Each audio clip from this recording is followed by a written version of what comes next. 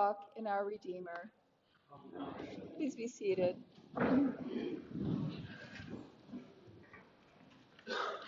It's good to be back home for the 4th of July celebrations, and wasn't that just an amazing prelude by Dave Miles?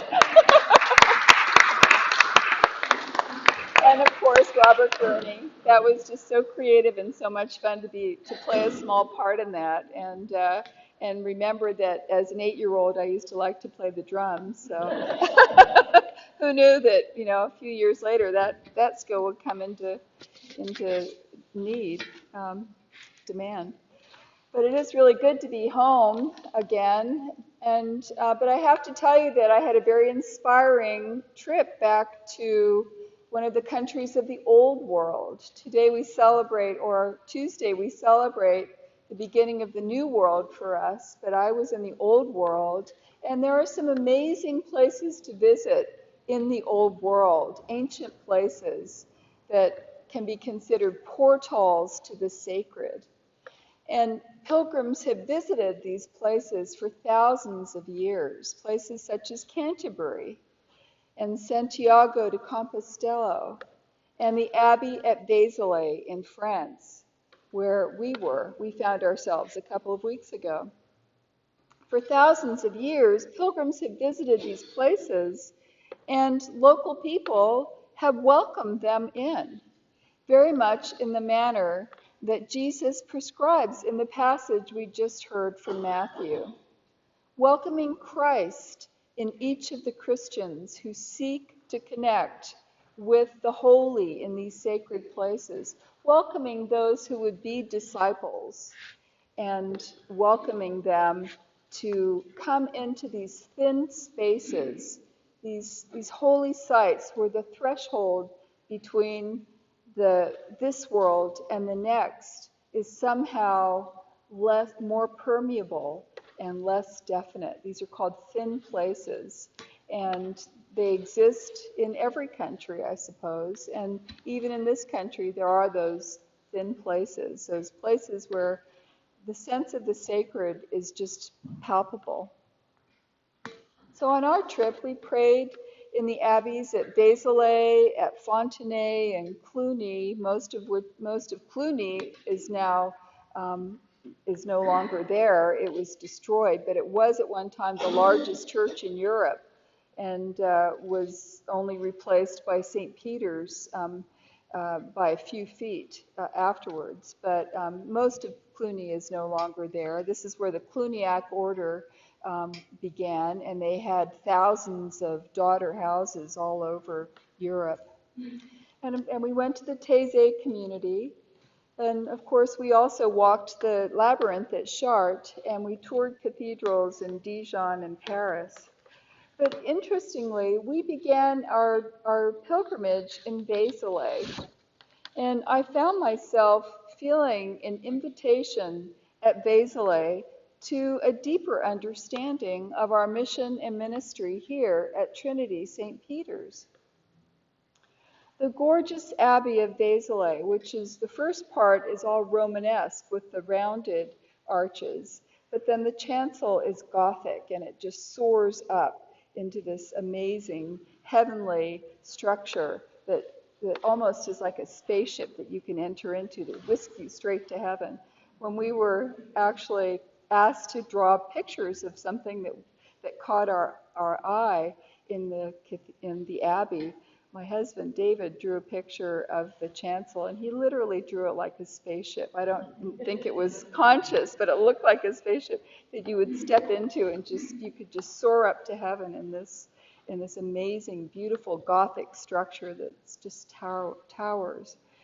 But the really interesting thing about Vézelay for me is the saint for whom Vézelay was actually dedicated.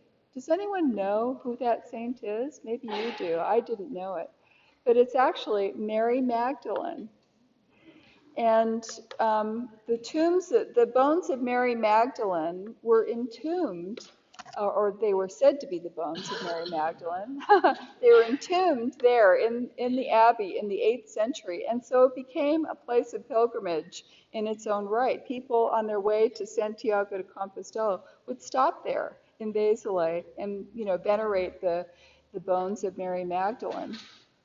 Now, it turns out that Mary Magdalene was actually a very popular saint in the Middle Ages, something else I didn't understand. And why was that, do you think, that Mary Magdalene would be a popular saint in the Middle Ages? Well, it turns out that people felt she was more accessible than the Virgin Mary. The Virgin Mary is this, very pure, immaculate person who, gives birth miraculously, and but not as human as Mary Magdalene, who was conflated with all the other Marys in the Bible, and comes out looking like a wanton woman.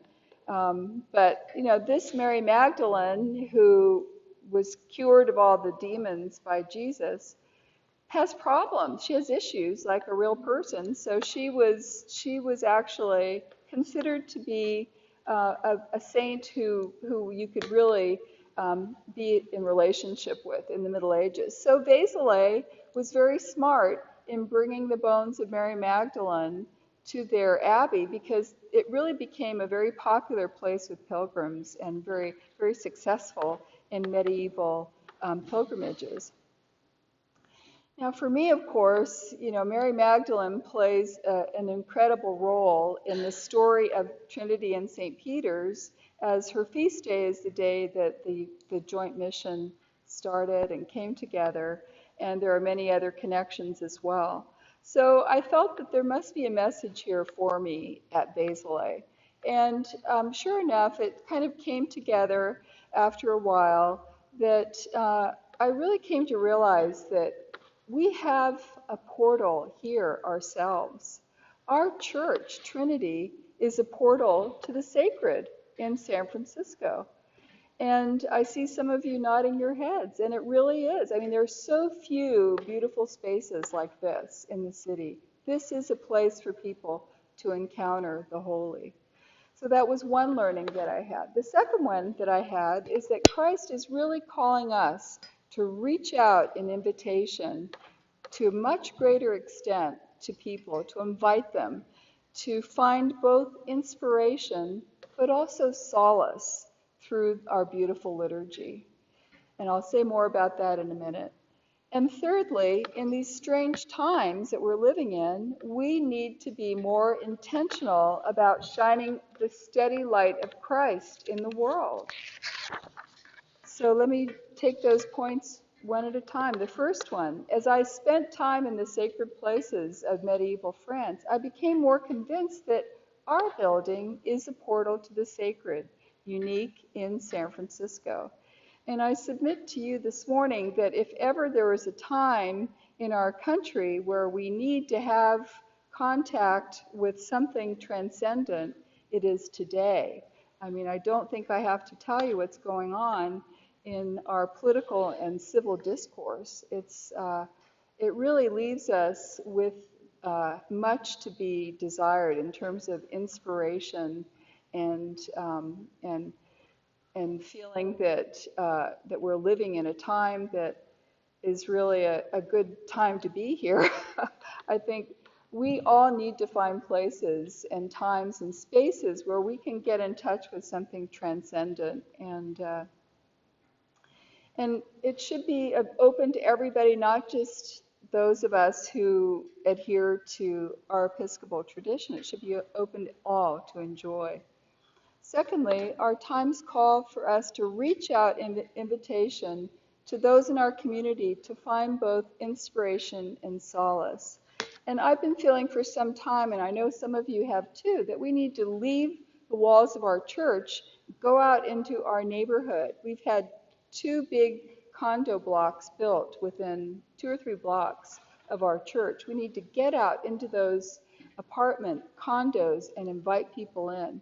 Similarly, we have so many senior centers in our neighborhood. And we need to be more intentional about learning what their needs are and trying to meet their needs as a community. Can we be a place where there are programs for seniors? Can we also be a place for the neighborhood as a whole where emergency supplies are held when the big one comes along? Can we be a safe place for people to gather by maybe creating a coffee shop or some other kind of neighborhood drop-in center? It's time for us to be more responsive to what's needed by the people who live around us here.